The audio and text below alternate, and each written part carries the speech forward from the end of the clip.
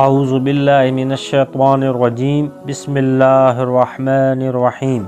حضرت نظر رحمۃ اللہ علیہ کہتے ہیں کہ دن میں ایک مرتبہ سخت اندھیرا ہو گیا، میں دوڑا ہوا حضرت انس رضی اللہ تعالی عنہ کی خدمت میں حاضر ہوا۔ میں نے دریافت کیا کہ حضور صلی اللہ علیہ وآلہ وسلم کے زمانہ میں بھی کبھی ایسی نوبت آئی؟ انہوں نے فرمایا، خدا کی پناہ، حضور صلی اللہ علیہ وآلہ وسلم کے زمانہ میں تو ذرا بھی ہوا تیز چلتی تھی تو ہم سب مسجدوں میں دوڑ جاتے تھے، کہیں قیامت تو نہیں آ گئی؟ عبداللہ بن سلام رضی اللہ تعالی عنہ کہتے ہیں کہ جب نبی اکرم صلی اللہ علیہ وآلہ وسلم کے گھر والوں پر کسی قسم کی تنگی پیش آتی تو ان کو نماز کا حکم فرمایا کرتے اور یہ آیت تلاوت فرماتے، وَعْمُرْ أَهْلَكَ بِالصَّلَاةِ وَاسْتَبِرْ عَلَيْهَا لَا نَسْأَلُكَ رِزْقًا۔ سورہ طٰہٰ۔ اپنے گھر والوں کو نماز کا حکم کرتے رہیے اور خود بھی اس کا اہتمام کیجیے، ہم آپ سے روزی کموانا نہیں چاہتے، روزی تو آپ کو ہم دیں گے۔ ایک حدیث میں ارشاد ہے کہ جس شخص کو کوئی بھی ضرورت پیش آئے، دینی ہو یا دنیاوی، اس کا تعلق مالک الملک سے ہو یا کسی آدمی سے، اس کو چاہیے کہ بہت اچھی طرح وضو کرے، پھر 2 رکعت نماز پڑھے، پھر اللہ جل شانہ کی حمد و ثنا کرے اور پھر درود شریف پڑھے، اس کے بعد یہ دعا پڑھے تو انشاءاللہ اس کی حاجت ضرور پوری ہوگی۔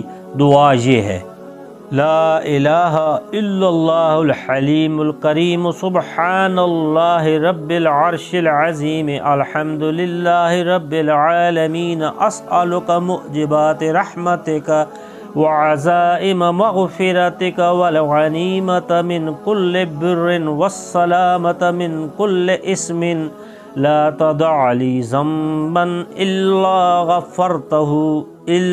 غفرته يا أرحم الراحمين ولا هما إلا فرجته ولا حاجة هي لك رضا إلا قضيتها يا أرحم الراحمين۔ وہاب بن منبہ رحمۃ اللہ علیہ کہتے ہیں کہ اللہ تعالیٰ سے حاجت نماز کے ذریعے طلب کی جاتی ہیں، اور پہلے لوگوں کو جب کوئی حادثہ پیش آتا تھا وہ نماز ہی کی طرف متوجہ ہوتے تھے، جس پر بھی کوئی حادثہ گزرتا وہ جلدی سے نماز کی طرف رجوع کرتا۔ کہتے ہیں کہ کوفہ میں ایک کلی تھا جس پر لوگوں کو بہت اعتماد تھا، امین ہونے کی وجہ سے تاجروں کا سامان، روپیہ وغیرہ بھی لے جاتا۔ ایک مرتبہ وہ سفر میں جا رہا تھا، راستہ میں ایک شخص اس کو ملا، پوچھا کہاں کا ارادہ ہے؟ کلی نے کہا فلاں شہر کا۔ وہ کہنے لگا کہ مجھے بھی جانا ہے، میں پاؤں چل سکتا تو تیرے ساتھ ہی چلتا، کیا یہ ممکن ہے کہ 1 دینار کرایہ پر مجھے خچر پر سوار کر لے؟ کلی نے اس کو منظور کر لیا، وہ سوار ہو گیا۔ راستہ میں ایک دوراہا ملا، سوار نے پوچھا کدھر کو چلنا چاہیے؟ کلی نے شارع عام کا راستہ بتایا۔ سوار نے کہا یہ دوسرا راستہ قریب کا ہے اور جانور کے لیے بھی سہولت کا ہے کہ سبزہ اس پر خوب ہے۔ کلی نے کہا میں نے یہ راستہ دیکھا نہیں۔ سوار نے کہا میں بارہا اس راستہ چلا ہوں۔ کلی نے کہا اچھی بات ہے، اسی راستہ کو چلیے۔ تھوڑی دور جا کر وہ راستہ ایک وحشت ناک جنگل پر ختم ہو گیا جہاں بہت سے مردے پڑے تھے۔ وہ شخص سواری سے اترا اور کمر سے خنجر نکال کر کلی کے قتل کرنے کا ارادہ کیا۔ کلی نے کہا کہ ایسا نہ کر، یہ خچر اور سامان سب کچھ لے لے، یہی تیرا مقصود ہے، مجھے قتل نہ کر۔ اس نے نہ مانا اور قسم کھا لی کہ پہلے تجھے ماروں گا پھر یہ سب کچھ لوں گا۔ اس نے بہت عاجزی کی مگر اس ظالم نے ایک بھی نہ مانی۔ کلی نے کہا اچھا مجھے 2 رکعت آخری نماز پڑھنے دے۔ اس نے قبول کیا اور ہنس کر کہا جلدی سے پڑھ لے۔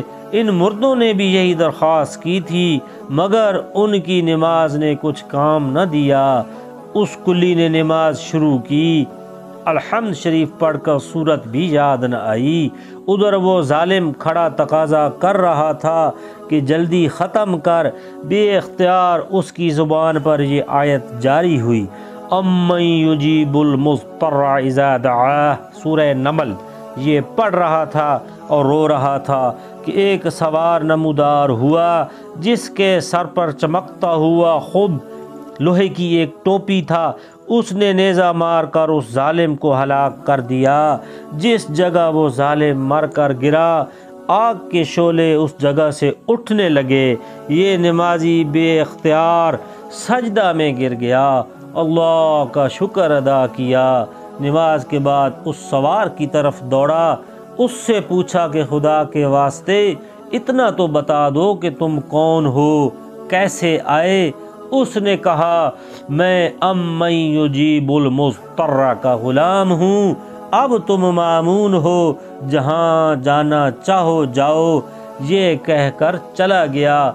در حقیقت نماز ایسی ہی بڑی دولت ہے کہ اللہ کی رضا کے علاوہ دنیا کے مصائب سے بھی اکثر نجات کا سبب ہوتی ہے اور سکون قلب تو حاصل ہوتا ہی ہے۔ ابن سیرین رحمۃ اللہ علیہ کہتے ہیں کہ اگر مجھے جنت کے جانے میں اور 2 رکعت نماز پڑھنے میں اختیار دے دیا جائے تو میں 2 رکعت ہی کو اختیار کروں گا، اس لیے کہ جنت میں جانا اپنی خوشی کے واسطے ہے اور 2 رکعت نماز میں میرے مالک کی رضا ہے۔ حضور صلی اللہ علیہ وآلہ وسلم کا ارشاد ہے، بڑا قابل رشک ہے وہ مسلمان جو ہلکا پھلکا ہو، یعنی اہل و عیال کا زیادہ بوجھ نہ ہو، نماز سے وافر حصہ اس کو ملا ہو، روزی صرف گزارے کے قابل ہو، جس پر صبر کر کے عمر گزار دے، اللہ کی عبادت اچھی طرح کرتا ہو، گمنامی میں پڑا ہو، جلدی سے مر جائے، نہ میراث زیادہ نہ رونے والے زیادہ ہوں۔ ایک حدیث میں آیا ہے کہ اپنے گھر میں نماز کثرت سے پڑھا کرو، گھر کی خیر میں اضافہ ہوگا۔ اللہ رب العزت عمل کی توفیق عطا فرمائے۔ جزاک اللہ۔